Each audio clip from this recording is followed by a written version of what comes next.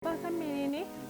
Wallahi waya na tun da ka sai min 16 ɗin nan ina son 17 baby ka canza min mana dan Allah.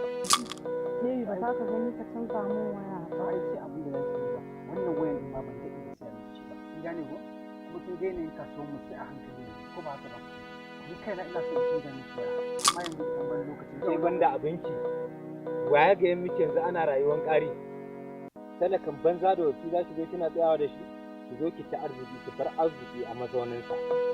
Za ka siya min 17 ɗin ne da GLK Zan nake. sai miki wannan matsiyacin me ake yi da shi. To, matsiyaci. Malam ba da kai nake ba. Ban saka a harka ta ba. Mazauninsa. Allah! Waya ce miki ana harka da yan ƙari. Yoni. To, iPhone 17 kuma tare da Ferrari.